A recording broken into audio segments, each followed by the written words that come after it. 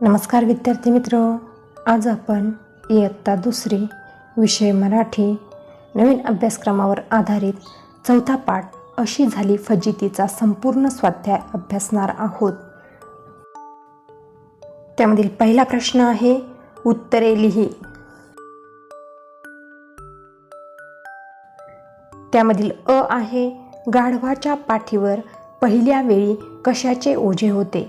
उत्तर, गाढवाच्या पाठीवर पहिल्या वेळी मिठाचे ओझे होते. आ, गाढव पाय घसरून कोठे पडले? उत्तर, गाढव पाय घसरून नदीच्या पाण्यात पडले. ई, गाढव पाण्यात पडल्यावर त्याच्या पाठीवरचे मिठाचे ओझे हलके का झाले? उत्तर, गाढव पाण्यात पडल्यावर त्याच्या पाठीवरचे मिठाचे ओझे पाण्यात विरघळल्यामुळे हलके झाले.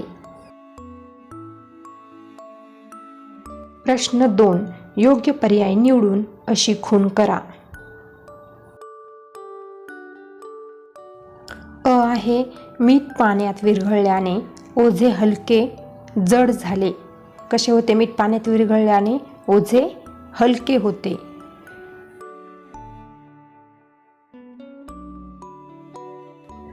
आ आहे, दुसऱ्या वेळी मालकाने गाढवाच्या पाठीवर कापसाचे साखरेचे ओझे लादले. दुसऱ्या वेळेस मालकाने कशाचे ओझे लादले? कापसाचे.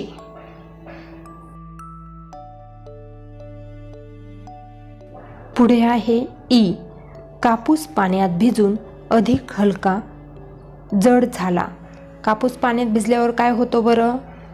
जड. कापूस पाण्यात भिजल्यावर जड झाला.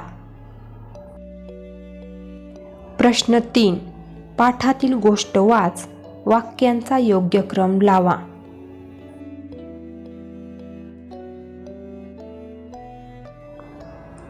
वाक्य आहेत, अ, गाढवाच्या पाठीवर कापसाचे ओझे होते. आ, पाण्यात भिजून ओझे अधिक जड झाले.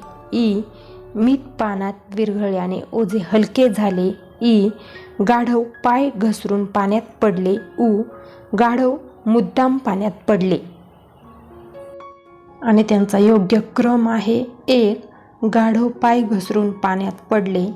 2, मीठ पाण्यात विरघळल्याने ओझे हलके झाले. 3, गाढवाच्या पाठीवर कापसाचे ओझे होते. 4, गाढव मुद्दाम पाण्यात पडले. 5, पाण्यात भिजून ओझे अधिक जड झाले. याप्रमाणे क्रम लावता येईल. पुढे आहे, विचार कर व सांग. त्यामधील पहिला प्रश्न आहे, प्रश्न 1, गाढव दुसऱ्या वेळी मुद्दाम पाण्यात का पडले?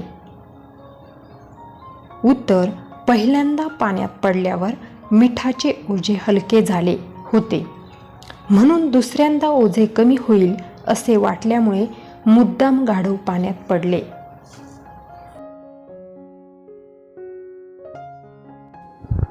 प्रश्न 2, मिठाप्रमाणे पाण्यात अजून कोणत्या वस्तू विरघळू शकतात? उत्तर, साखर, गूळ, खडीसाखर इत्यादी वस्तू मिठाप्रमाणे पाण्यात विरघळू शकतात.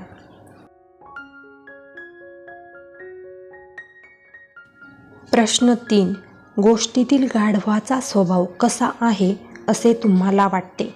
उत्तर, गाढव आळशी, चलाख व काम टाळण्याचा प्रयत्न करणारे होते.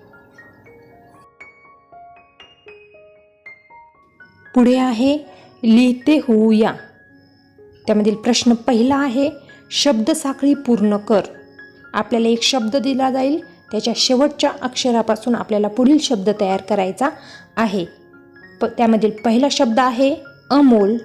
ल पासून ललित, त पासून तेजस, स पासून समीर, र शेवटचा अक्षर, र पासून रमेश, शेवटचा अक्षर, त्यापासून पुढील शब्द आहे शरद.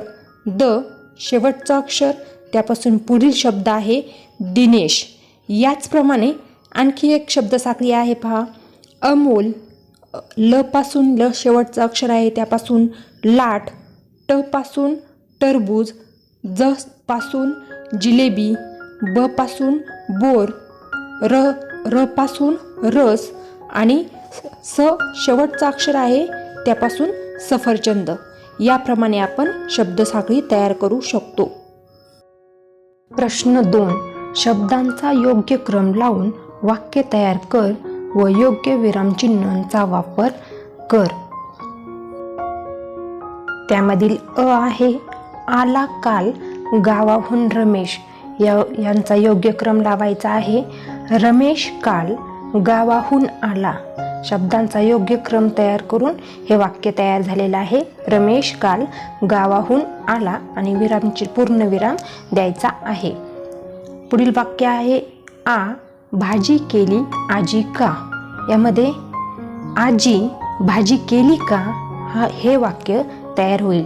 यामध्ये स्वल्पविराम आणि प्रश्नचिन्ह वापरता येईल.